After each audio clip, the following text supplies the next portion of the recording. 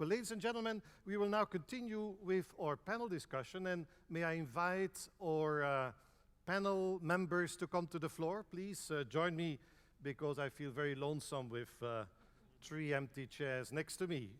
So who do we have on our panel, ladies and gentlemen? I will present them in the order that they sit next to me. We have, first of all, Jean-Jacques Henchoz. He is the CEO Reinsurance of Europe, Middle East and Africa of Swiss Re, Switzerland. He is, of course, a very important European reinsurer. Next to him, rightly so in the middle, ladies and gentlemen, is our top European supervisors and regulator and whatever I can add to that, Gabriel Bernardino, very well known to all of us. And last but not least, our guest from very far, who admitted this morning to me that it is less hot in his country than it is here, Fernando Solís, who is the president of the Association of Mexican Insurance Companies, CEO long-term savings of Grupo Financiero Banorte from Mexico. You're very welcome. We have a view with you of a very important Latin American insurer. Ladies and gentlemen, the first panel is going to look at the theme of this conference. This conference looking towards the future. And you will all remember that before the financial crisis, we all thought that the future of the world will come from the banking sector. They will creating profits, incredibly. Now the question that we are going to look at in our panel, is the future going to be the golden era for insurance? Will we be able to say, it is nice to be a banker, but it is hard to be an insurer? That's exactly what we want to see. And the first question I'm going to ask to my colleague here to my right-hand side, how do you see the future going forward for the insurance industry? We heard today about Sergio Balbino was talking about big data. What's going to be the influence of these big data? And last but not least, if you could say also a little bit about Solvency II. You are, although you're based in Switzerland, you're happy to also apply Solvency II in the European Union. How will it benefit the industry and the reinsurance industry in particular? Please, Jean-Jacques. Well, Garrett, it's always a bit difficult to ask for positive remarks about the outlook for the industry from reinsurance people. You know, we're very paranoid about the future. So, but I'll do my very best. And I think in light of the introductory remarks, I'm very much in the same spirit of guarded optimism, and I feel that there are a number of opportunities. But it's a very challenging road ahead. A lot of changes in the risk landscape, and clearly not going to be a walk in the park for the industry. On big data, I think it's a subject of conversations with my clients, increasingly so. There are increasing budgets to look into big data. It's still a bit of a headline rather than a reality today, but we can see that companies are very interested in looking into ways, first of all, to really get a better understanding for the client needs. That's the first thing. Our industry is not great at cross-selling. If you look at the statistics, we're not really good. I think 20% cross-selling globally. So the goal for the insurance industry is clearly to get better there and understand the needs, the emerging needs as well.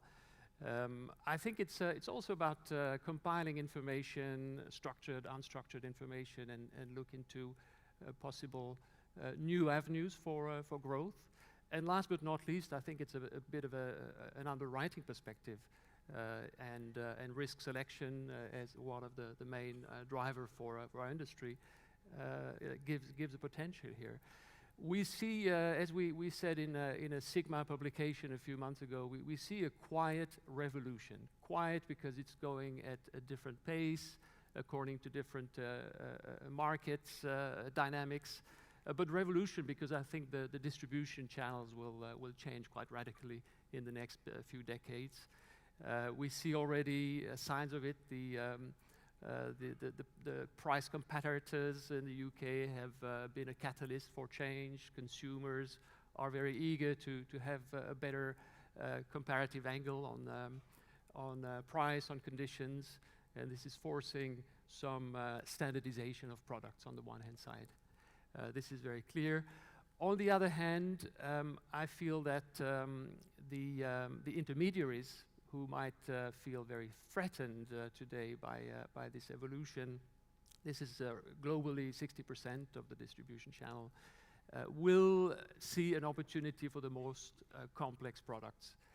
And I think I see a good future for intermediaries as well, but they will need to change a bit the way they advise and focus not on the more commoditized part of the business, but look for added value services. So the complexity will be their turf, so to say. If I listen to you about the big data and then you say the insurance intermediary is a great future, are we all buying from Google in the future? Is Google going to be the biggest intermediary? I don't think so. I think we will see new alliances. We will see the Googles, the Facebook of this world trying to penetrate the insurance segment, and they have done so already to some extent. We will see insurers forging new alliances with new entrants. So there'll be a lot of dynamics in the market. But I think consumers are expressing varieties of needs. I mean, obviously you have the price-conscious buyer, and here you will see commoditization, no doubt. But many clients want advice still, and I'm sure that the new generation will also want to get advice. There are some privacy concerns as well, which makes it more palatable for clients to talk to an intermediary, to an advisor. So it's not going to be easy, but I have very strong doubt that the future is Google Inc., and this is where you get your insurance. I don't think so. That's very positive. Maybe Gabriel, you want to say something about Google Inc. Do you, John? Do you agree? I totally agree that we will see change happening, that's for sure.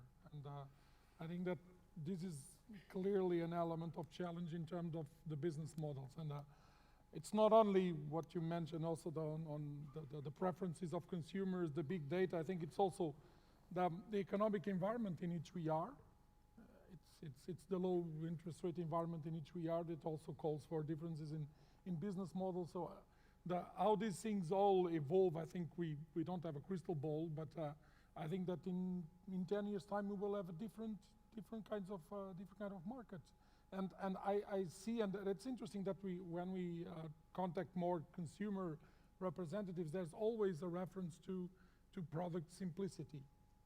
And I totally agree that we will see, also fostered by technology and by commoditization of products, we will see more standardization, especially of course in mass products. And then on the other side, I also agree that the element of complexity will be more and more relevant for the ones that will need to have advice. But this distinction, I think it will be there in the future. And I really hope that the insurance industry goes this pattern, so that to do alliances, because these forces are tremendous in terms of the use of big data, and you cannot fight against them, and they will be there, and consumers are different, and we will be different definitely in the 10 years to come. Yes. Fernando, from a Latin American perspective, where do you see the growth areas, and do you see similar developments there about digitalization, big data, and are consumers behaving in a similar way? Do you still believe in the role of advice, which Jean-Jacques strongly stressed? Well, from my opinion, I think that the changes in technology will be a huge opportunity for the growth of insurance. I strongly believe that having better data about our customers will foster our knowledge on the needs of these customers, and this will allow us to come up with the specific products and with the specific distribution channels that should be used for each segment. And by segments, I not only mean different individuals according to their disposable incomes, but also according to their ages, according to the composition of their family, their wealth, etc.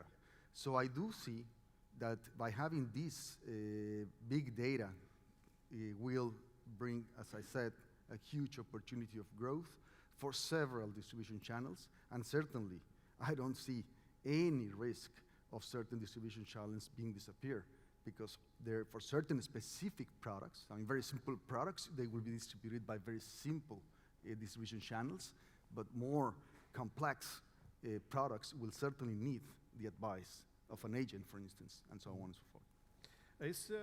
Mexico is still a growth market, and Yes. Which areas are the potential candidates for growth in Mexico? Well, I think Mexico has a huge potential in many ways due to several factors. One is demographics. Mexico is characterized by being a very young country. More than half of the population is 21 years or less. Not only that, we belong to NAFTA. We are going through a revolution in terms of energy.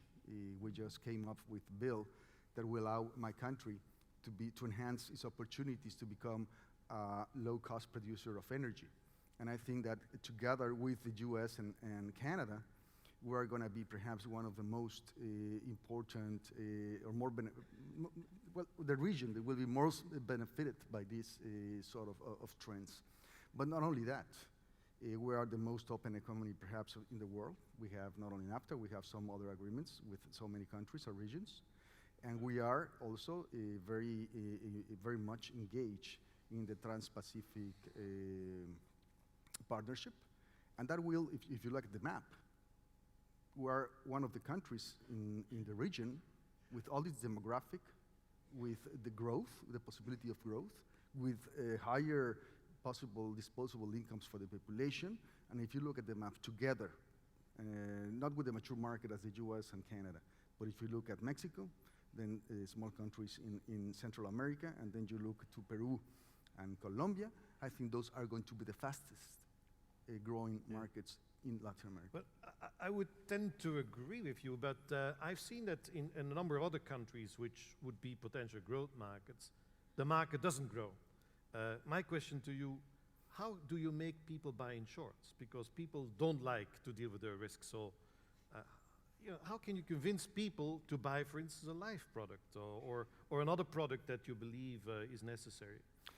Well, it depends on the segment of the population, you see. For instance, in countries like mine, I mean, the higher income population is quite aware of their needs, and they do demand insurance products. What is the problem there is which product is the more suitable to them.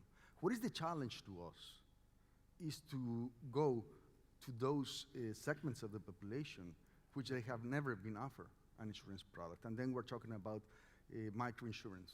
Yes. And technology, by the way, and the knowledge and the big data will help, because it will make us easier to target those individuals with the certain specific products. But as I said, I'm not only very optimistic by being capable now of targeting those segments, but also I'm very optimistic because those segments will be better off in the future and more families will be conform in the future, and that will raise the demand for insurance.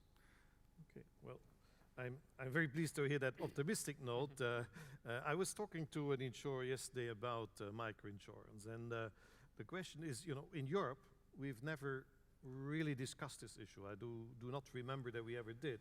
Jean-Jacques, do you have any experiences? No, certainly not in Europe, but at the same time, the problem is a bit similar in the sense that you have a protection gap.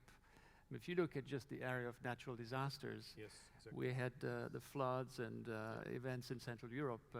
Overall economic loss is 16 billion. Insured loss is 4 billion. Exactly. So you have 25% coverage, and you know, you see the opportunity. That's a huge opportunity. I think that coverage gap should be narrowed down through awareness building. I think our industry needs to continue to step up the role of awareness on the value added of insurance. To some extent, more specifically on the property cat side, through a better dialogue between public and private sector. I think to some extent, if you see what the Turkish government has done in the area of earthquake with TCIP, I think Mexico also, by the way, has had some good risk management measures, cat bond issued to protect the government infrastructure. I think narrowing down the protection gap cannot go without an active dialogue between public institutions and companies. Gabriel, No, I totally agree on that, and I think that this could be a very important issue for the new Commission and the new Parliament also to take in Europe, because this gap which is in there definitely in terms of prevention of cat risks, it's also an element not only of course of the coverage in itself, but also an element of sustainability of the countries themselves. Okay. Let's be frank, I agree. because it's also about budget sustainability. We know that if something happens in some of the European countries, it's going to be very difficult for the governments to step in. And so this is something that we're talking today, and Sergio was quite clear on this message on understanding the specificities of insurance from a regulatory perspective. But I think we should also go beyond that.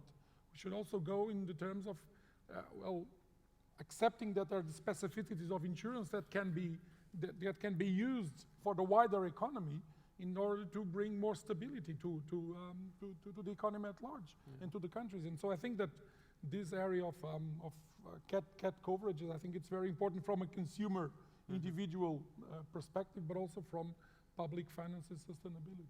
You know, the World Bank, for instance, has worked very hard on new schemes, like the Caribbean risk insurance facility, trying to really have a pooling of insurance protection for governments, and I think this is a model to look at in all regions. I think these are early stage and low volume in the grand scheme of things, low volume schemes, but I think this is part of the future. good.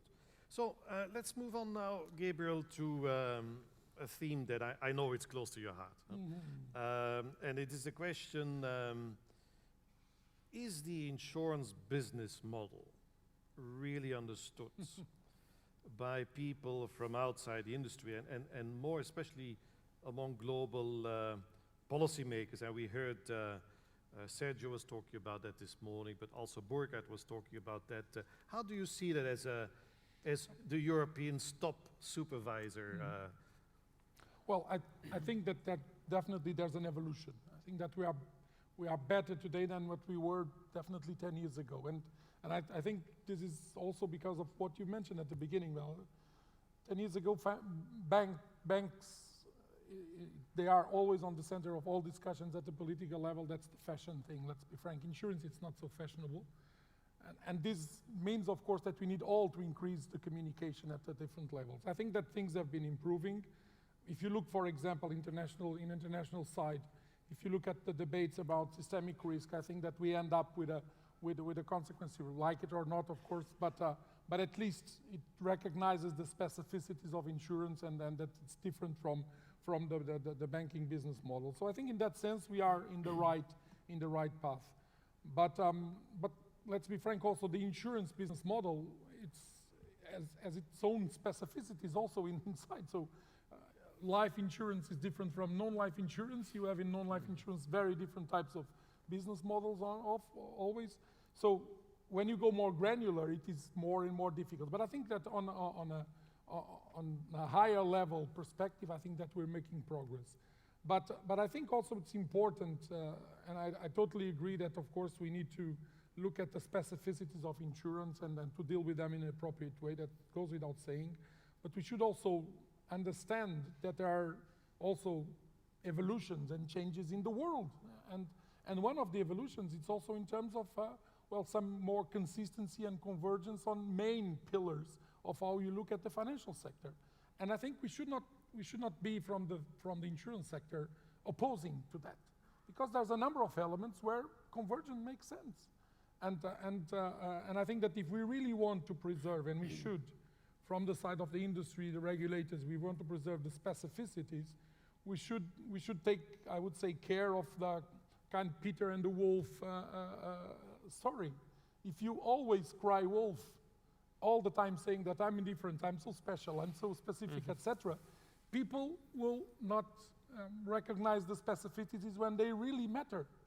So there's areas where we can be treated in a common way. For example, all these discussions right now about conflicts of interest.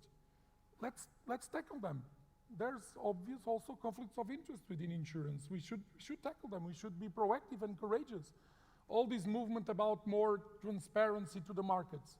Why is that insurance that should be away from this tendency? Let's embrace these challenges in a positive way, because that will allow us definitely, when it really matters, when we are really specific, when we are really different, then that people from also the political side will hear us. And I think that the debate and the discussions in Solvency II prove that that can happen. Another thing in this area, Gabriel, is we heard this morning about long-term investments. There's been criticism that Solvency II makes this difficult. Is there a role that supervisors can play and regulators in stimulating long-term investments? And what ways do you see to do that? Well, I think that this is an ongoing debate, I'm sure, and it's always difficult to see if you arrive at the optimal solution. I think that Solvency II, and Burkhard mentioned this morning, goes definitely in the right way. There's a number of elements in there that recognize this specificity, this element of long-term investment, things like the matching adjustment, the volatility adjustment, etc. And I think these are positive, definitely. But we need also to be careful, because, to be frank, I see the role, and I think it's very positive that insurance industry, of course, as Commissioner Barnier mentioned it, to have a role in long-term investment, also a role of stability in the markets, etc. But there's some preconditions to this, because it all starts on the liabilities that you generate. So if you generate, as an insurance sector, if you generate long-term liabilities, if you generate products which are characteristics of illiquidity, if you generate products that can be managed in a way where you can wait and see, and then of course you can have more illiquid investments and more long-term investments, fine, and then we need to recognize that from a regulatory perspective. But let's be frank also, if we look back in the latest years, we have seen, especially in life insurance, also a movement towards products where more and more options are in there, more and more liquid characteristics are in there, and so there's a conflict in here which is latent. And I think we need to manage that in an appropriate way. I think that Solvency II, as I said, goes in the right direction, but this is an ongoing test from our side. I just don't think, and I think that we should avoid when we're talking about regulatory frameworks, we always know that there are competing objectives in there. But I think we need to avoid to use a prudential regulatory framework to give a specific incentive to a specific asset class. Because if we do that, I think then there will be price distortions. And every time there's price distortions, we know how it starts, we know how it ends.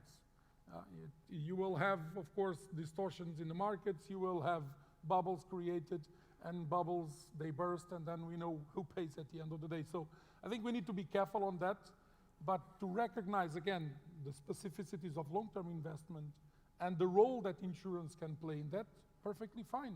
And I think that EIOPA, for example, when we published our report on long-term investments, with a further look on the analysis of the different asset classes, we were quite clear on that. Even, for example, in terms of securitization, we found out good evidence and good reasons to segment between different types of securitizations, fine. Yeah. But let's do it in a credible way, because I think that's learning the lessons to have sustainable long-term investment and sustainable growth, and not at any price. Yeah, but isn't it true, some people are saying today that one of the mistakes we made in Solvency II is that we spend too much time on Pillar 1, that we've become too actuarial in our behavior.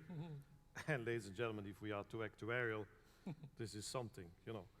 But it's very important to have the actuarial support. But I know, and Fernando, I was going to ask you also, because in Mexico, you have also your solvency, I don't know how you call it. Solvency II as well. Solvency II, because it's good for you, of course, yes. So, but I hear once in a while also that in Mexico you have a strong actuarial approach, which is not dissimilar to at least the first discussion we had in Europe. And some people are saying that if we are concentrate too much on the granularity in the calculation of the capital weights for each individual investment, that is forgetting the business approach. Maybe, Fernando, can you say something about that development in Mexico? First of all, let me tell you that Mexico is going to be in Solvency II by April 4th of next year, Yes. 1 year before Europe. Congratulations, sir. No, I'm not. That's something that I don't want to be congratulated about. No, but you are. No, because as Sergio mentioned in his opening remarks, we need more discussion. And I mean, we have been discussing these issues for less years than in Europe. Certainly, we have benefited from the discussions that had been taking place in Europe, but the discussion has not finished. And I think we are pushing this issue too fast. And let me react to what he just mentioned. I mean, in some ways. For instance, certainly we do believe that Solvency II is going to be a better regulation. But we have to have the discussion being done.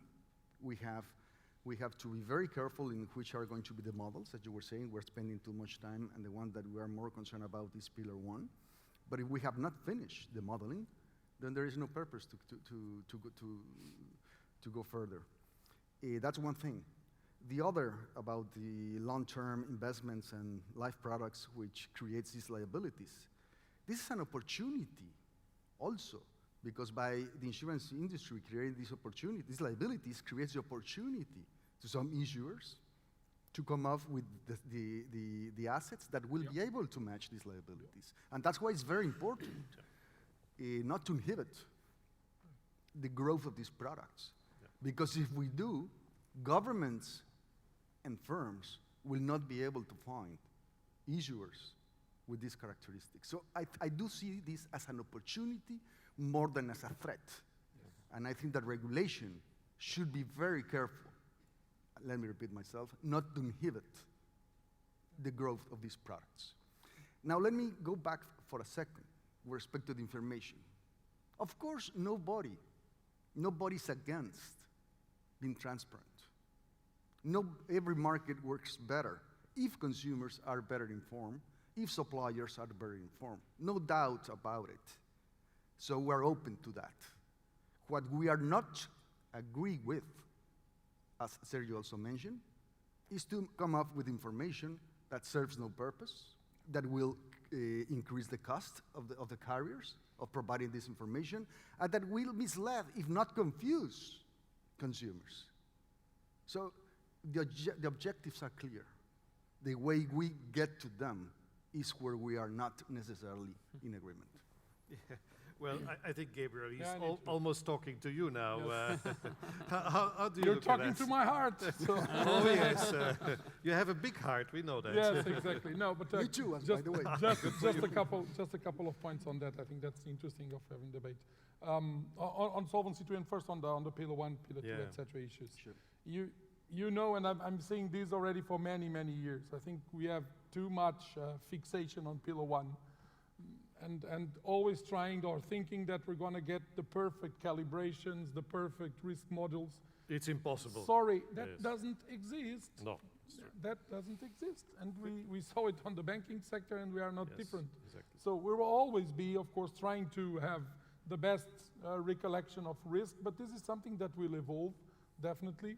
I think that probably in some areas we went too granular and we went into detail, but that's the part of the process of 13 years that we have on this. And by the way, this is not only the guilty of actuaries, it's probably also guilty from politicians at the end of the day, because we want to introduce all the elements in there that every specificity from every type of company in each country. So then you end up with a number of course, of elements in there of granularity. But you so know, I think we need Gabriel, to fix. 13 years, 13 is the lucky number. Yes, You know 30, that, yes, especially, yeah. But as I always said, I think that really the push that we need to have, and I think it's fundamental, it's on Pillar 2, it's on the elements of governance, it's elements Risk of management. ORSA. We are now, let's be very clear, we are now in Europe in a much better situation that we were 10, 13, 15 years ago on risk management because of all the work that we have done also in Solvency II and all the cooperation and all the dialogue that we had with industry in that sense. So that's where I will put my money, I would say, in terms of really the added value of protection for policyholders, because any capital formula, it's always wrong. It's always an approximation, let's be frank on that. But coming to your point, Fernando, on information, and I totally agree with that point. When I was mentioning, for example, the trend of disclosure, I was mentioning more the disclosure to the markets and the information to the markets, which is something that it's out there, and I don't see any specificity on insurers to be different from other companies. So there should be more transparent, and I think that that would go even in a better way for insurers, because for them also to compete in the capital markets, they would like definitely that investors, they understand the company, the business model, they understand, of course, also the information. But on the information to be provided to consumers, to policyholders, prospective clients, etc., I couldn't agree more. And you know that has been a fight that I've been also putting very clearly on the agenda since I took up the presidency of EIOPA, that we need to learn the lesson collectively, both regulators and industry, that the push that we had during a number of years in terms of increasing disclosures doesn't work, because people don't read it, people don't take actions based on that, and it's just costs. And by the way, it's not only cost, it's also an element, let me be frank also sometimes, for the industry or some players to put the onus on the consumer and to put the kind of liability disclosure that I've provided all the information. We shouldn't favor this. And I think we need to go in a way where disclosures are much more user-friendly and that people use it. And what we have been discussing, and at EIOPA, and we have been quite clear now with a policy, and we will use this in all advices and in all elements related to disclosure, both in insurance and in pensions, is this idea of behavioral economics. It's this idea of trying to provide information in layers, to provide a first layer of information that it's short, concise, standardized, that people really understand. By the way, doing consumer testing, so asking really the people that was going to take decisions with this if they understand it and if they will take this as a positive element, and then of course have a second layer of information that can be people can request it, of course, but you should not be bombarded with 150 pages that we will never read, understand, etc. And we should use, by the way, technology. Absolutely. We should use technology, because technology can be a very good help in this sense of providing better information, more standardized, simpler, and also to use technology, to use the internet, websites, etc., to provide more comparable information about products in the markets. And I think that the industry needs to be pretty active on this, because it's on the favor, I think, of everybody, because it can reduce also costs. So, Jean-Jacques, this is a call on you. Well, you know, I that? appreciate the intent, and I think we're aligned on the intent, but when it comes to the daily reality, I mean, we have to see that the cost of compliance is growing on the industry. I mean, the volumes of paper which have to be produced, you know, when I go to a board of directors meeting of a legal entity, there are thousands of pages to pre-read. You know, I try during night, but at some stage I need some sleep. You know, and the other problem is what Sergio was saying in the introductory remark is that there are several stakeholders asking for the same information, and this needs to stop. You know, and of course technology can play a role in standardizing information,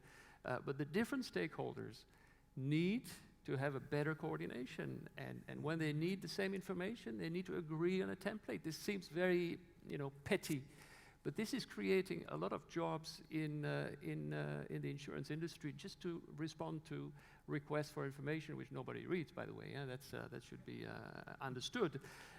So this needs to be changed, and I think I see also a disconnect when it comes to, you know, the global view versus the national view. Is that globally, yes, we want to go towards harmonization, we want to have you know, more consistency in what we do. Again, very big intent, I fully agree with that. But the reality on the ground is that national regulators don't want to give away. They still want to have their additional report, they still want to have their subgroup regulation, whereas we have College of Supervisors working very, very well together. So the disconnect between this intent, this global view, and the reality on the ground needs to be addressed, you know, because I'm hiring much more people in the regulatory team at Swiss Re than underwriters. And this is not good for the industry. You know, if we don't have underwriters and we cannot expand on underwriting, innovation is going away, and innovation is a source of sustainability for our industry. So I think this is an important point to make. But if it can be a consolation for you, Jean-Jacques, there's two people on this panel that wear glasses. They're not from the industry. So it shows that we do read the papers. Anyway, That's true. I don't read the paper for my health, you know. Anyway, one question to Gabriel, because we're talking about consumer protection and so on, and transparency.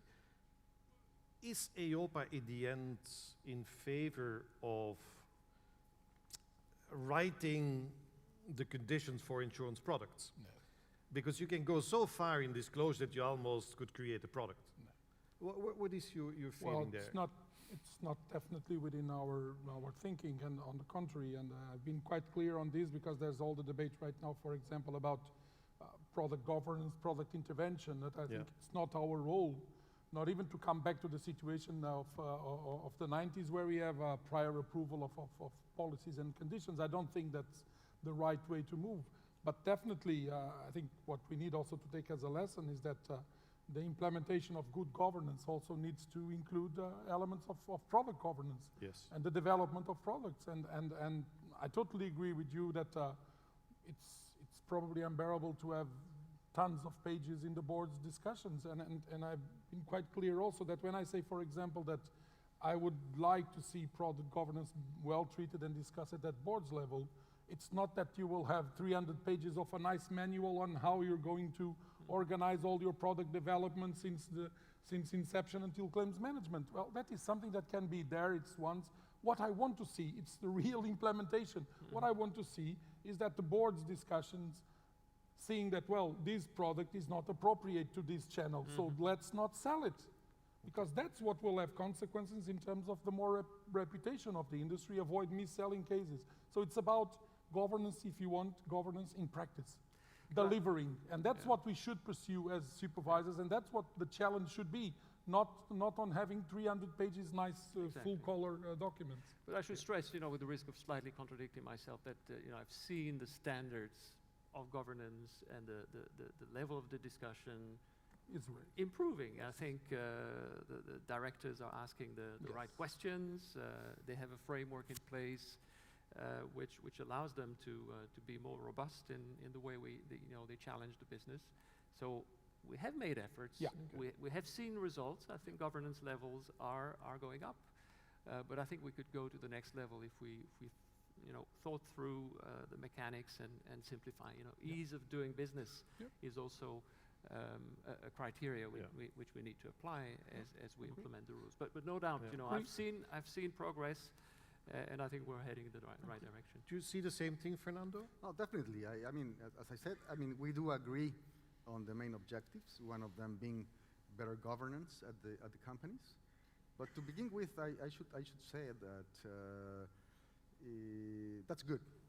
What is not good is if they get involved, the regulators, in the details in which a company has been run, which is being run, which is not necessarily what a regulator wants to accomplish. But many a times, good intentions lead to too much regulation. And that's what we have to avoid. If they get into specifics of what has to be seen, how has to be decided, because I can tell you that the shareholders and the board of directors, their main concern is to create value, not to destroy value. Okay, just let me now turn a little bit to the audience, because I'm sure we have many other points that we can raise, but maybe the point that you want to raise has not been raised yet, and that's why we have a couple of minutes for questions from the audience. And if you have a question, there's walking microphones, ladies with microphones in the room. And if you ask a question, if you could please state your name and the organization you work for or you pretend to work for, and maybe also you could maybe mention the person you want to ask a question to. So is there any enthusiasm for a question? It's a unique opportunity, ladies and gentlemen, to do that here. Huh? Yes, there is a question over there, all the way to the right, on the fourth Yes, fourth row. So if you could please state your name and the organization. Sure, I'm Albert Hopp. I work for Infosys. I think I'm the only IT guy in the room. My question was actually more about the majority of the discussion has been going on for regulations, but I think the client, the eventual customer, that's I think one of the biggest changes that the economy is going through. So how can insurance companies not being, or my point is actually we are trying to see how we can make our customers loyal to the insurance company. So how can an insurance company can actually be loyal to their customers? Well, that is an interesting question. Absolutely. And I think this was indeed a bit missing so far. We talked a bit about the digital distribution. I think the industry certainly needs to embrace these new ways to reach out to the customer. We talked about cross-selling. We talked about new product development, customizing product offerings. So there are a lot of benefits to technology, and I think the winners of tomorrow will be those players who certainly are attuned to the technological opportunities, can build alliances with maybe new entrants, providing special expertise, and those who will be very customer-centric. I think customer centricity will be driving success much more than today in this very transparent world, and I think companies need to really ask themselves, what is my value proposition?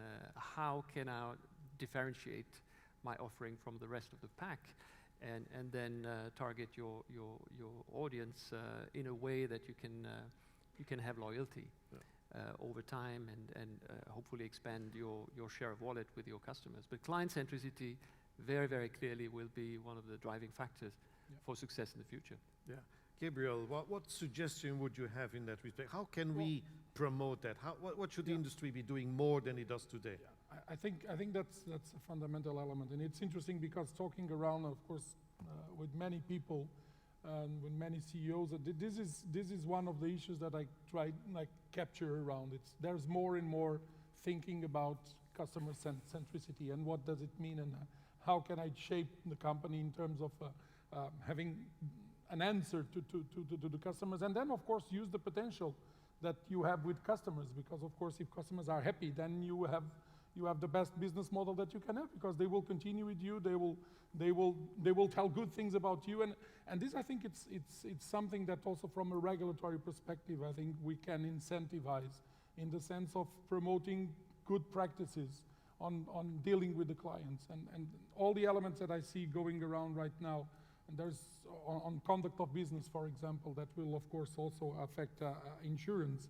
I think we need to turn them also from a positive effect. And let's be frank, it's not only about disclosure. We talked about disclosure already, but I think there's a number of other elements that insurers, I think they need to incorporate also in their analysis about, for example, conflicts of interest. We are faced, as the gentleman said, with customers which are very different. And it's good. We are much more demanding. We are much more aware of our rights. The information flows. We have Twitter right now. Everybody can look at what we're saying in here. There's people tweeting in here. Not here. No, they are. They are tweeting. Are they tweeting Michaela already? told me definitely. So Okay.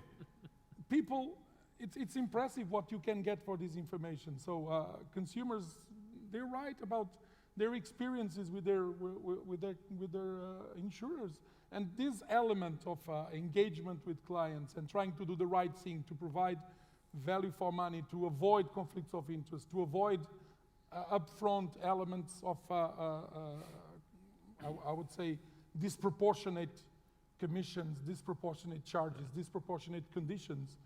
This, I think, is a fundamental element going forward from the insurance side. And the ones that will, I understand that, I know, and very often in the conversations that I've got, there's always the issue of the first mover. Let's be frank. Because when you confront a number of companies, how would you have prevent this mis-selling case to happen? And people know where some issues are in there. Then, of course, it's a market practice. No one wants to be the first one to change. And I think that's where regulation can help. So that if we can also do regulation in the sense of helping, incentivizing the good practices, then the market, I would say, will avoid the elements of the first mover and will shape things together. But let me be frank also. All these customer centricity, all these elements about conduct of business, either insurers will make their own steps and in reality overcome some issues which we still have in the markets, or then you will need more regulation later on. So I think that's an element of proactivity also that we should have from our side. I think that's a very clear message, ladies and gentlemen. So if you're not going to do it, Gabriel is coming. So we better do it. But Fernando, aren't we now not preaching for the rich? Because what do we do with people without computers? There's a lot of people that don't have computers. I remember when I was at the Commission and we wanted to regulate something and we required the use of a computer, we got a reaction from the Parliament. So not everybody has a computer. What do we do with people without computer? Without computer, well, most of the people have mobile phones. Absolutely. That's And true, this yes. is something that is going to be, I mean, you know that a lot of financial penetration in some countries has been done with these tools. And I do foresee that insurance is not going to be the exception. Well, I was in Africa a few months ago, and this is incredible how the telecom companies are taking interest in the mobile technology as a mean to distribute. and the mobiles work in the savannah? Absolutely. Yes. I mean, Kenya is one of the biggest markets using mobile money. We're learning. So, Good. Any other question, ladies and gentlemen? I think we have time for maybe one more. Yes, sir. Here in the middle. Hello, my name is Alexander Chuncan from Xprim. I'm also a consumer representative within the insurance and reinsurer stakeholders group from Romania. So just a quick question. I was wondering to all the panelists, how do you feel about the concept of mandatory nat cat insurance? We all know that the World Bank has been pushing a lot in this direction. We have schemes and pools in Turkey. We have some sort of a similar scheme in Romania. How do you feel about this idea? Thank you. Maybe let's start with Mexico. I feel good. Why? Because I do think that certain types of insurance should be mandatory, like third-party liability insurance, for instance. But let's talk about what you're saying about cat insurance. It doesn't mean, however, that all possible customers will be able to afford the coverage. And I do see then the room, very important room for government intervention. How? By this type of population being subsidized with part of the premium, if not all. And I can tell you that at least for countries like mine, that it will be cheaper for governments to have better protective population than having to put money or pour money into the flood areas or to the destroyed areas due to an earthquake and so on and so forth. It's cheaper. It's more efficient. Good. Gabriel, I think he's preaching to a convert. Yeah, I of think, course. yes. As I said before, I think that well, this is a clear area for public-private partnerships. Let's be frank also. There's a number of these type of risks around the world, and Europe, we have also an identification of that, where sometimes it's difficult to insure them. So you would need definitely some level of public-private partnership, be it as you're saying, of course, with some subsidiation from the public side, and some level of, I would say, of compulsory in there that needs to be. Because this is for the greater good at the end of the day, and I think that, as I said, insurance can be and is the most efficient way to deal with this type of risks.